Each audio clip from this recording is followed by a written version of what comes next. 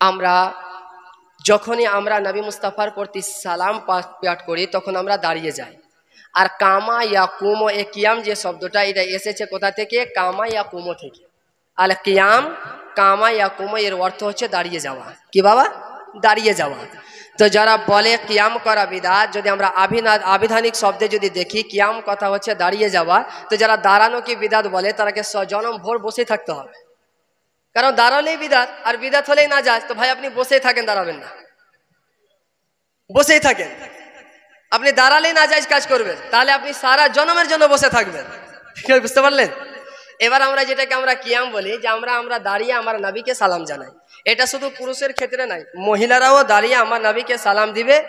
তবে জামাতের সহিত নয়, তারা বাইরে নয়, ঘরের ভিতরে আমার নবীকে আস্তে আস্তে করে সালাম দিবে।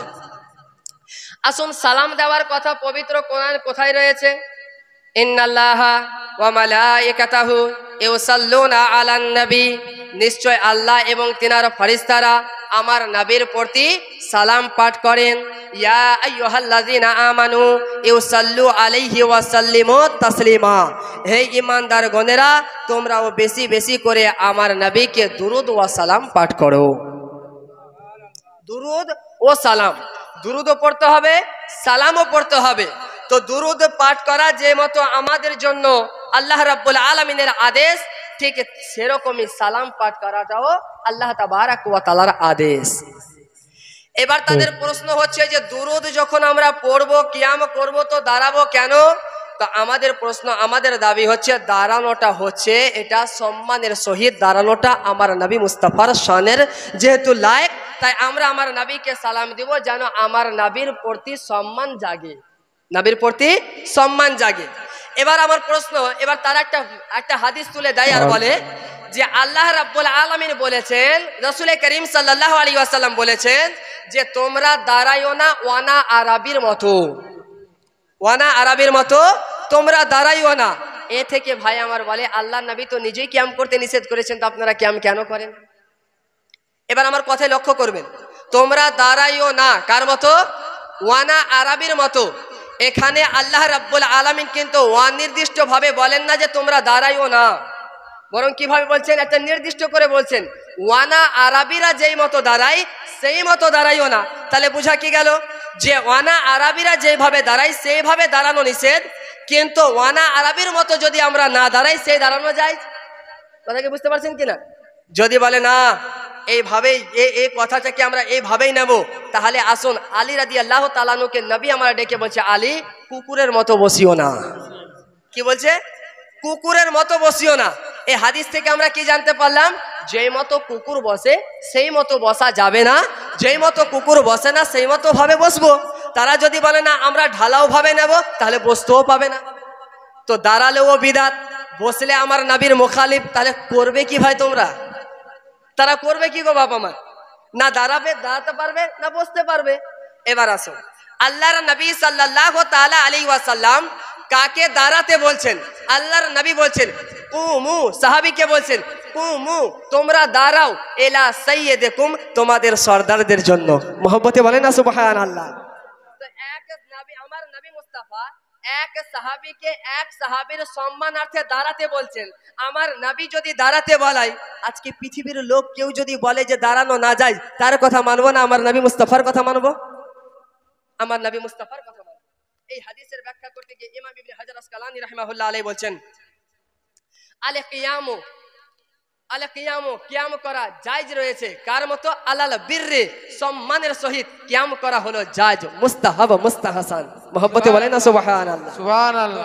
ইমাম মোল্লা আলী কারি রাহিমাহুল্লাহ আলাইহি, ইমাম গাজ্জালী রাহমাতুল্লাহ তাআলা আলাইহির রেফারেন্স দিয়ে বলছেন যে সম্মানের সহিত দাঁড়ানো হচ্ছে জায়েজ, আর যারা ওয়ানা আরবির মতো, যারা ওয়ানা আরবির মতো দাঁড়ায়, সে দাঁড়ানো হচ্ছে মাকরুহ, সে দাঁড়ানো হচ্ছে মাকরুহ।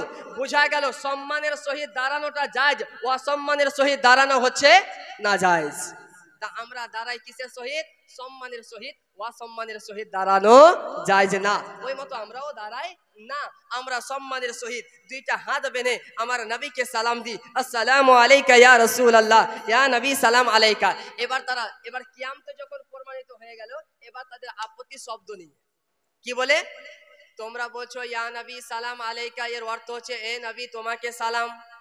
এখন যদি আমি চাচাকে ডাক দিয়ে বলি ও চাচা, তার নাম দিয়ে ও আব্দুর রহমান, তাহলে এটা কি সম্মান দেওয়া হলো? না। তাহলে কি বলে ডাকবো ভাব?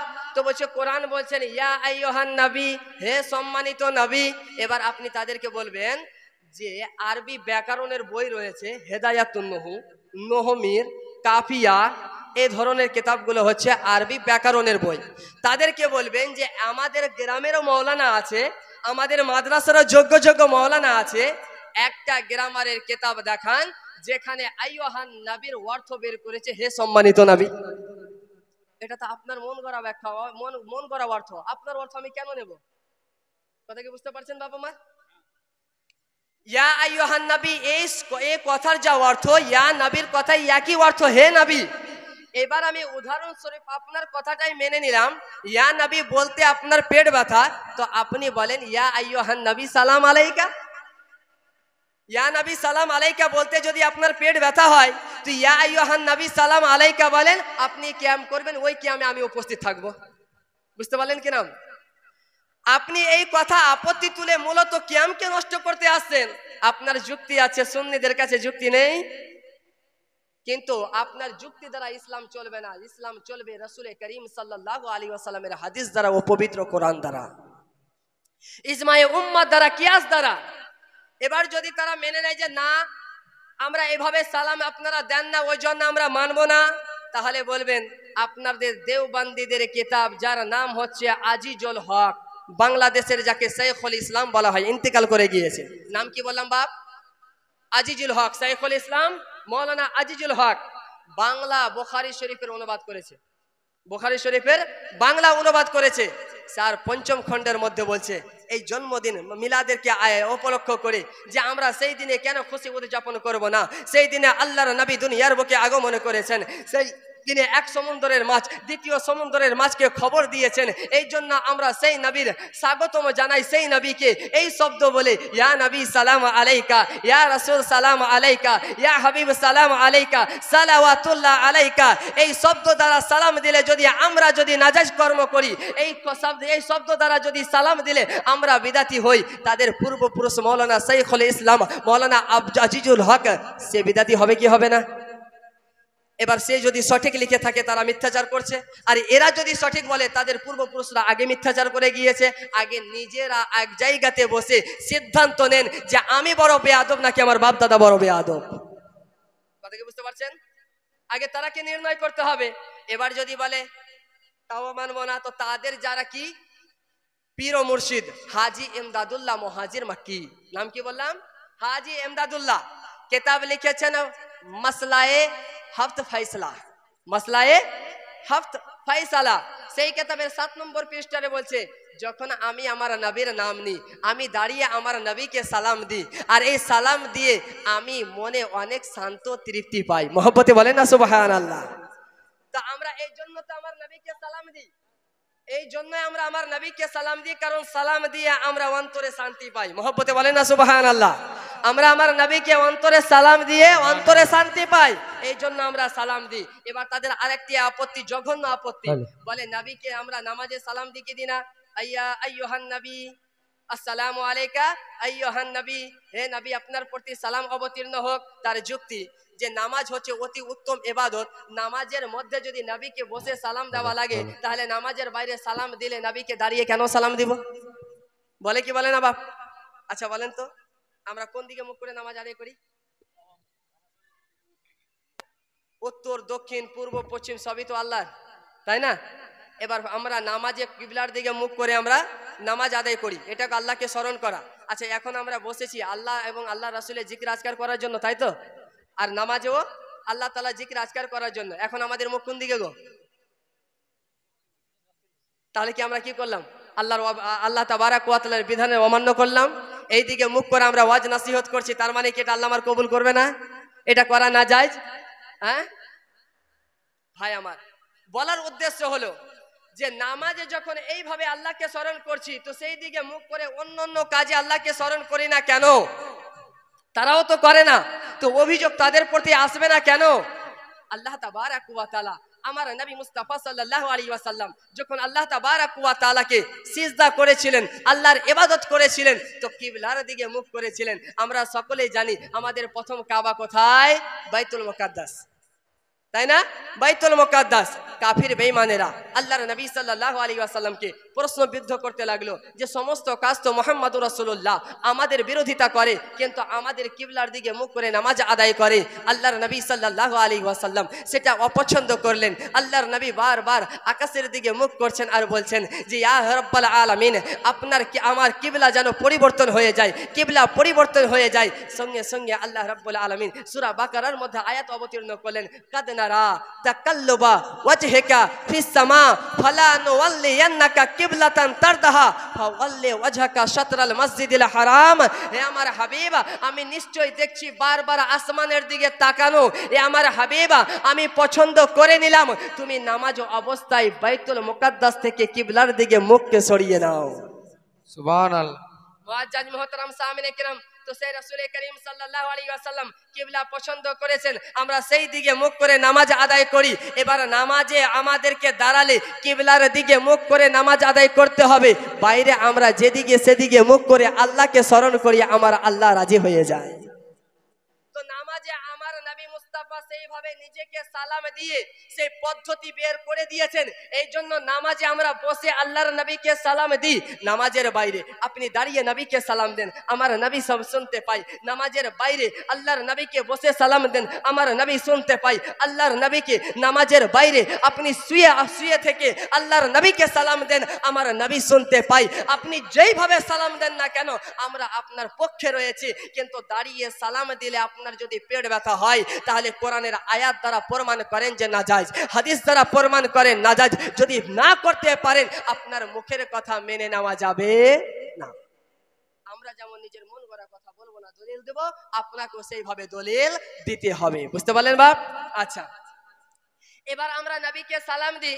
তাদের একটা বিশ্বাস যে নবী করিম সাল্লাল্লাহু আলাইহি ওয়াসাল্লামকে তারা হাজির ওয়া নাজির মনে করে।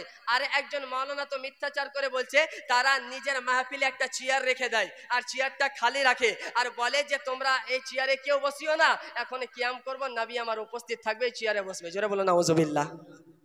আচ্ছা, আমাদের কোন মাহফিল আজ পর্যন্ত শুনেছেন গো ভাই এরকম কথা? শুনেছেন বাপ? তা তারা কত বড় মিথ্যাবাদী, লানাতুল্লাহি আলাল কাযিবিন, মিথ্যাবাদীর প্রতি আল্লাহর অভিশাপ।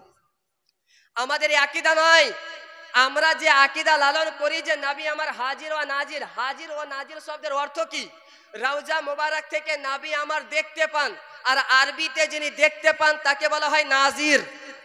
আর আমরা আমার নবীর সামনে উপস্থিত আছি, তাই তো দেখতে পাই। এই জন্য আমরা হলাম হাজির, নবী হলেন নাজির। আমাদের হাজির নাজির মাসলা এটা যে আমরা কি করি, রওজা মোবারক থেকে নবী আমার দেখতে পাই। মহব্বতে বলেন না সুবহানাল্লাহ।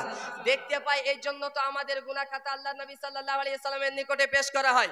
যখন দেখে গুনাহগার উম্মত নেকি করেছে, আল্লাহ তাআলার প্রশংসা করে। যখন দেখে গুনাহ করেছে, আল্লাহ তাবারাক ওয়া তাআলার পক্ষে কি করে? আমার নবী মুস্তাফা দোয়ায়ে মাগফিরাত করে। যদি দেখতে না পেন তো মাগফিরাত কিভাবে করতেন? বুঝতে পারলেন ভাব আমার?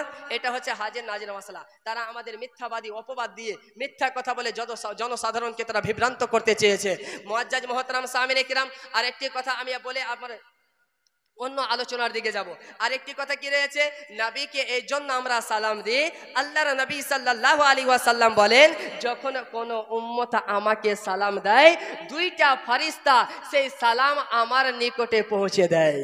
মহব্বতে বলেন না সুবহানাল্লাহ। পৌঁছে দেয় তো কি করি? আমি কি সালাম শুনে থেকে যাই? না, বরঞ্চ আমার সেই উম্মতের সালামের উত্তর দিয়ে থাকি। মহব্বতে বলেন না সুবহানাল্লাহ।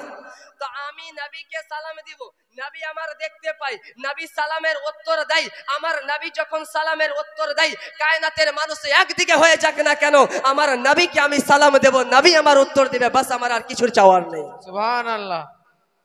মুআজ্জাজ মুহতারাম সামিনে কিরাম, এই জন্য আমরা কিয়াম করি। আর যারা করবে না, হাজার দলিল দিলেও তারা মানবে না। কেন? খাতাবাল্লাহু আলা কুলুবিহিম, আল্লাহ তাবারাক ওয়া তাআলা তাদের দিলের মধ্যে মোহর লাগিয়ে দিয়েছেন।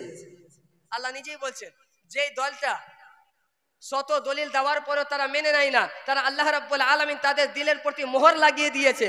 আমাদের যেটা কর্ম, আমাদের যেটা উচিত, আমাদের যেটা অভ্যাস মোতাবেক আমরা নিজের মাহফিলে আমরা দলিল দিব, আমরা নিজের দায়িত্ব পালন করে নিব, আমরা তাদেরকে বুঝাবো, যদি না বুঝে আল্লাহর রাস্তায় ছেড়ে দিব।